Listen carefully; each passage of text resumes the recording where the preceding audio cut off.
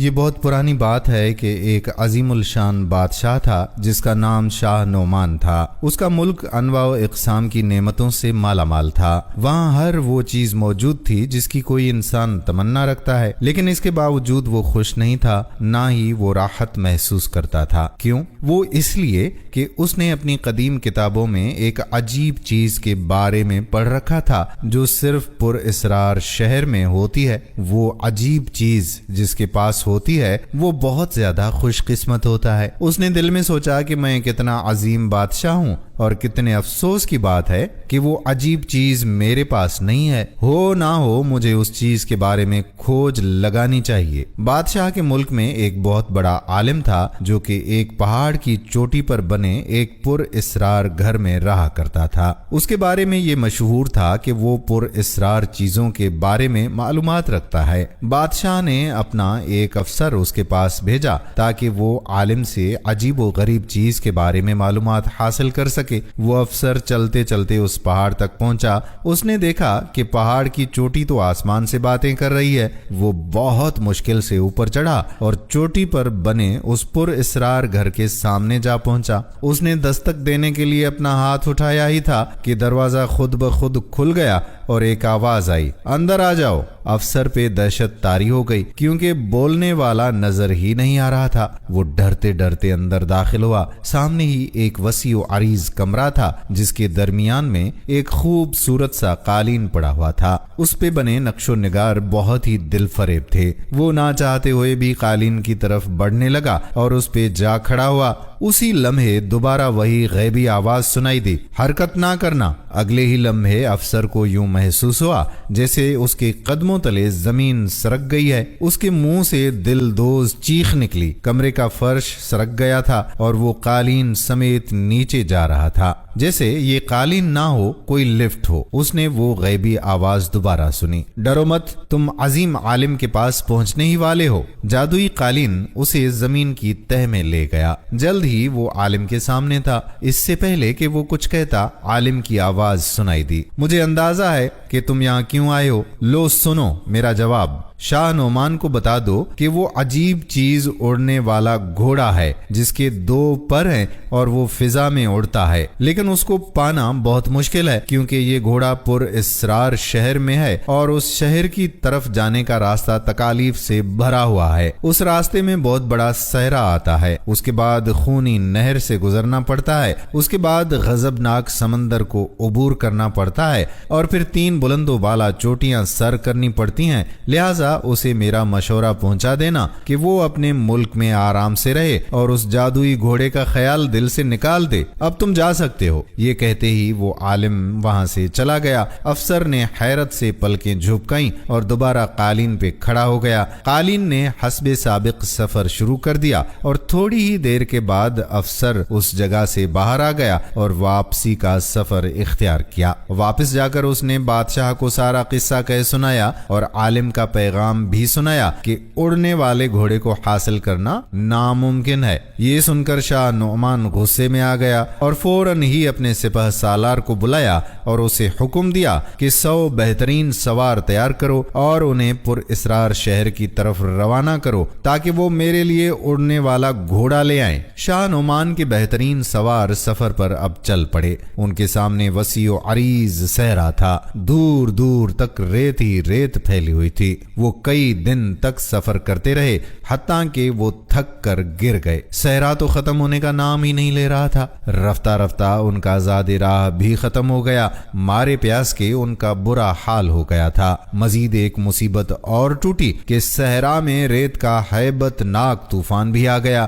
جس کی وجہ سے بہت سارے فوجی ریت تلے دب گئے۔ کچھ پیاس کی شدت سے جان کی بازی ہار گئے اور کچھ طوفان میں مارے گئے۔ لہٰذا بچے ہوئے فوجی سواروں نے واپسی کے بارے میں فیصلہ کیا اور واپس چل پڑے۔ واپسی کا سفر بھی صعوبتوں سے بھرا ہوا تھا۔ وہ اسی طرح سے حوادث کا شکار ہونے لگے حتیٰ کہ شاہ نعمان کے پاس صرف ایک فوجی واپس پہنچ سکا اور اسے سارا قصہ کہہ سنایا۔ شاہ نعمان یہ سن کر غصے سے پاگل ہو گیا اور اس نے سپہ سالار کو 500 فوجی سواروں کا دستہ تیار کرنے کا حکم دیا۔ سپہ سالار نے فوجی دستہ تیار کیا اور سفر پر روانہ ہو گیا۔ اب کی بار وہ مکمل تیاری کے ساتھ آئے تھے، لہذا صحرا کا سفر بغیر کسی نقصان کے مکمل ہو گیا۔ اب ان کے سامنے ایک تند و تیز نہر تھی جسے عبور کرنا تھا۔ انہوں نے وہاں پڑاؤ ڈالا اور درختوں کو کاٹ کر کشتیاں بنانا شروع کر دیں۔ کشتیاں بنانے کے بعد وہ نہر میں اتر گئے اور اپنا سفر شروع کر دیا، مگر وہ ایک بہت ہی بڑی مصیبت سے بے خبر تھے، اور وہ تھی ندی میں موجود مگرمچھ۔ شاید اس لیے اس نہر کو پر اسرار عالم نے خونی نہر کہا تھا۔ آن کی آن میں مگرمچھوں نے کشتیوں پر حملہ کر دیا اور آنن فانن فوجی سواروں کو ہڑپ کر گئے۔ صرف 5 فوجی سواروں نے بڑی مشکل کے ساتھ جان بچائی اور ہزار مشکلات کا سامنا کرنے کے بعد شاہ نعمان کے پاس واپس پہنچے اور اسے ساری روداد سنا دی۔ شاہ نعمان ضد کا پکا تھا، اس نے مہم جوئی کا ارادہ ترک نہ کیا اور خود مہم پر جانے کے لیے تیار ہو گیا۔ اس نے اپنے ساتھ 1000 سپاہی لے لیے اور روانہ ہونے کے لیے تیار ہو گیا۔ ایسے میں اس کے وزراء دوڑتے ہوئے آئے اور بولے کہ عالی جاہ، آپ کو اللہ تعالیٰ نے ہر نعمت سے سرفراز فرمایا ہے، کیا ہی اچھا ہو کہ آپ ان نعمتوں پر قناعت کریں اور اڑنے والے گھوڑوں کا خیال دل سے نکال دیں۔ شاہ نعمان نے ان کی بات سنی انسنی کر دی اور اپنے ارادے پر قائم رہا۔ وزراء نے پھر عرض کی کہ حضور، آپ سلطنت کے لیے بہت اہم ہیں، لہٰذا آپ خود اس مہم پر نہ جائیں، کہیں ایسا نہ ہو کہ آپ کی غیر موجودگی میں دشمن ریاست پر حملہ کر دیں اور ملک پر قبضہ جما لیں۔ شاہ نعمان کے ذہن پر تو اڑنے والا گھوڑا سوار تھا، لہٰذا وہ اپنی ضد پر قائم رہا۔ مہم پر روانہ ہونے سے پہلے وہ ساحر سے ملنا چاہتا تھا، لہٰذا وہ تیز رفتار گھوڑے پر بیٹھ کر عالم کے پاس جا پہنچا اور اس سے پر اسرار شہر کے بارے میں دریافت کیا۔ عالم نے کہا کہ شاہ نعمان، میں اس سلسلے میں آپ کی صرف ایک مدد کر سکتا ہوں، اور وہ مدد یہ ہے کہ مخلصانہ مشورہ دیتا ہوں کہ آپ اس گھوڑے کو بھول جائیں، یہی آپ کے اور آپ کی سلطنت کے حق میں بہتر ہوگا، باقی آپ آزاد ہیں، جو چاہیں کریں۔ شاہ نعمان نے ہوں ہاں کہہ کر اس کی بات کو بھی ہوا میں اڑا دیا۔ اس کے بعد وہ سفر پر چل پڑا۔ اس کا سفر مصائب سے بھرا ہوا تھا۔ اس کے کچھ سپاہی صحرا میں مارے گئے، کچھ نہر عبور کرتے ہوئے مگرمچھوں کے عذاب کا شکار بن گئے۔ اس کے بعد ان کا سمندری سفر شروع ہوا۔ سمندر کے سفر میں اس کا بحری جہاز بھنور میں پھنس گیا اور بہت سارے فوجی ڈوب کر مر گئے۔ صرف گنتی کے لوگ جان بچانے میں کامیاب ہوئے۔ جب وہ 3 چوٹیاں عبور کرنے کے لیے پہنچے تو اس کے ساتھ صرف 50 سپاہی بچے تھے، اور چوٹیاں سر کرنے کے بعد بہت سارے اور سپاہی زندگی سے جدا ہو گئے، اور چند دنوں بعد صرف اکیلا شاہ نعمان باقی بچا۔ یہ سارا سفر کئی سالوں پر محیط تھا۔ اس دوران اس کی شکل و صورت بری طرح سے بگڑ چکی تھی، اس کی صحت خراب ہو چکی تھی، یہاں تک کہ اس نے آخری چوٹی بھی سر کر لی۔ اب پر اسرار شہر اس کے سامنے تھا۔ وہ اتنا خوبصورت تھا کہ شاہ نعمان کے منہ سے بے اختیار نکلا، سبحان اللہ۔ وہ ایک سرسبز اور حسین وادی تھی، چاروں طرف سبزہ زار تھے، پھولوں کی بہتات تھی، پھلدار درخت بکثرت تھے، پانی چاندی جیسا چمکدار اور صاف شفاف تھا، پرند اور چرند چہل پہل میں اضافہ کر رہے تھے۔ شاہ نعمان نے جی بھر کر پھل کھائے اور پانی پیا۔ اسی اثنا میں اسے نیند آنے لگی اور وہ سو گیا۔ نامعلوم وہ کتنے پہر سویا رہا۔ اس کی نیند تب کھلی جب سورج کی شعائیں اسے جگا رہی تھیں۔ وہ آنکھیں ملتے ہوئے اٹھ بیٹھا اور ہاتھ منہ دھونے کے لیے آبشار پر پہنچا کہ اچانک وہ چونک پڑا۔ اس کے سامنے ایک پروقار خاتون اور ایک سفید رنگ کا پروں والا گھوڑا موجود تھا۔ شاہ نعمان تو سانس لینا تک بھول گیا۔ ادھر وہ خاتون بھی اسے حیرت سے دیکھ رہی تھی۔ آخرکار وہ بولی، تم کون ہو؟ میں اس وادی کی ملکہ ہوں۔ شاہ نعمان نے جواب دیا، ملکہ عالیہ، میں شاہ نعمان ہوں۔ ملکہ اس کی بدحیتی دیکھ کر ہنسی اور بولی، واہ،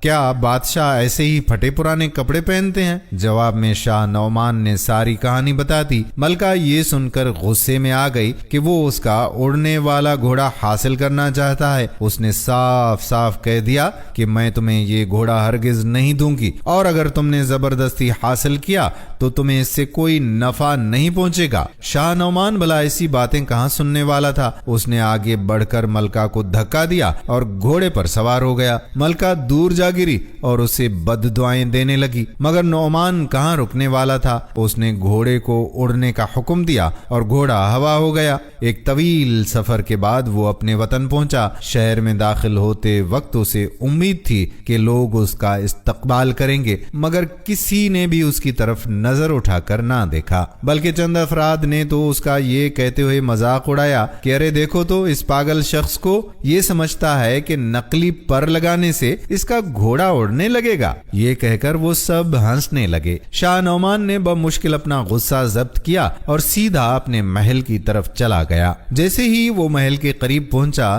دربانوں نے اسے روک لیا اور کہا کہ تم کون ہو اور منہ اٹھائے کہاں گھسے جا رہے ہو؟ شاہ نعمان نے غصے کے عالم میں کہا، میں شاہ نعمان ہوں، یہاں کا بادشاہ، تمہاری اتنی ہمت کہ مجھے روکو؟ دربان نے اسے سر تاپا دیکھا اور کہا، عرصے کے بعد کسی کے منہ سے شاہ نعمان کا نام سنا، بڑی حیرت ہوئی۔ خیر سنو، شاہ نعمان 3 سال پہلے مر چکا ہے اور اب اس کے ملک پر ہمارا قبضہ ہو چکا ہے۔ شاہ نعمان یہ سن کر دھک سے رہ گیا۔ ادھر دربان کہہ رہا تھا کہ یہاں سے 9-2-11 ہو جاؤ ورنہ ہم تمہیں جیل میں ڈال دیں گے۔ شاہ نعمان موقع کی نزاکت سمجھ گیا اور وہاں سے واپس لوٹ آیا۔ بازار سے گزرتے ہوئے اس کے جی میں آیا کہ لوگوں سے بات کروں، لہٰذا وہ اپنے گھوڑے پر بیٹھ گیا اور بلند آواز سے کہا، لوگو میری بات سنو۔ جب لوگ جمع ہو گئے تو بولا کہ دیکھو، میں تمہارا شاہ نعمان ہوں اور میں مہم سے زندہ لوٹ آیا ہوں، میرے پاس اپنی کامیابی کا ثبوت بھی ہے۔ لوگوں نے اسے غور سے دیکھا مگر اس کی شکل و صورت بدل چکی تھی، مزید یہ کہ وہ عوام میں مقبول بھی نہیں تھا، ان کو سہولیات فراہم کرنے کے بجائے انہیں مشکلات میں ڈالتا تھا، لہٰذا سب لوگ چیخ کر کہنے لگے، نہیں نہیں تم پاگل ہو، شاہ نعمان مر چکا ہے اور اگر وہ آ بھی گیا تو ہم اسے اپنے ہاتھوں سے قتل کر دیں گے۔ شاہ نعمان یہ سن کر خوفزدہ ہو گیا کہ عوام کا جم غفیر اسے مار ہی نہ ڈالے، لہٰذا وہ چپ چاپ واپس لوٹ آیا۔ اب اسے ساری دنیا اندھیر لگ رہی تھی، وہ بالکل تنہا اور بے آسرا تھا۔ اچانک اس کے ذہن میں ملکہ کا خیال آیا جس کو شاہ نعمان نے دھکا دیا تھا اور وہ گرتے ہوئے اسے بد دعائیں دے رہی تھی۔ شاہ نعمان نے سوچا، مجھے ایسا نہیں کرنا چاہیے تھا۔ اس نے دل میں سوچا اور واپس پر اسرار شہر جانے کی ٹھان لی اور سفر شروع کر دیا۔ اڑنے والے گھوڑے نے اسے بحفاظت وہاں پہنچا دیا۔ ادھر ملکہ بھی مسلح پر بیٹھے اپنے پیارے گھوڑے کی سلامتی کے لیے دعائیں مانگ رہی تھی کہ اچانک اسے شاہ نعمان گھوڑے کے ساتھ آتا دکھائی دیا۔ وہ فوراً اٹھی اور بولی، کیا تم مجھے میرا گھوڑا واپس کر دو گے؟ ہاں، کیونکہ میں اب سمجھ چکا ہوں کہ لالچ کا کوئی فائدہ نہیں اور دوسروں کو دکھ دینے والا خود مصیبت میں گرفتار ہو جاتا ہے، تم مجھے معاف کر دو۔ ملکہ عالیہ، آپ مجھے معاف کر دیں۔ شاہ نعمان کے لہجے میں بہت عاجزی تھی۔ ملکہ کا دل پسیج گیا۔ اس نے نعمان سے اس تبدیلی کی وجہ پوچھی تو نعمان شاہ نے سب کچھ سچ سچ بتا دیا۔ ملکہ نے ساری داستان سنی تو کہنے لگی کہ میرا مشورہ یہ ہے کہ تم دوبارہ اپنے وطن جاؤ اور اپنے ہم خیال لوگوں سے فردن فردن ملو اور انہیں ساری کہانی سناؤ۔ اس طرح تم اپنے حامیوں کی تعداد میں اضافہ کر سکتے ہو اور پھر موقع محل کو دیکھ کر اپنی کھوئی ہوئی سلطنت دوبارہ حاصل کر لو۔ اور دیکھو، اب اپنے عوام کے ساتھ انصاف اور مساوات کی حکومت کرنا۔ ملکہ کی باتیں شاہ نعمان کے دل کو چھو گئیں۔ وہ کچھ کہنے ہی والا تھا کہ ملکہ نے کہا کہ شاہ نعمان، اگر تم اس نیک کام کے لیے تیار ہو تو میرا گھوڑا لے جاؤ، یہ تمہاری بہت مدد کرے گا اور جب تم کامیاب ہو جاؤ تو اسے واپس لوٹا جانا۔ شاہ نعمان نے ملکہ کا شکریہ ادا کیا اور واپس اپنے وطن لوٹ گیا۔ وہاں جا کر اس نے شہر سے کچھ دور واقع پہاڑی علاقے کو اپنا مسکن بنا دیا اور اپنا کام شروع کر دیا۔ یہ کام بہت ہی مشکل تھا مگر چونکہ شاہ نعمان کی نیت ٹھیک تھی لہٰذا رفتہ رفتہ اس کے پرانے دوست اس کے گرد جمع ہوتے گئے۔ انہوں نے شاہ نعمان کے ساتھ مل کر جنگ کی تیاری شروع کر دی اور ایک مضبوط لشکر تیار کر لیا۔ اس کے بعد انہوں نے اپنے ملک کو حاصل کرنے کے لیے حملہ کر دیا اور اس دوران اڑنے والے گھوڑے نے بھرپور کردار ادا کیا۔ اس نے دشمن کے سروں پر آسمان کی طرف سے حملہ کیا جس سے وہ بری طرح گھبرا گئے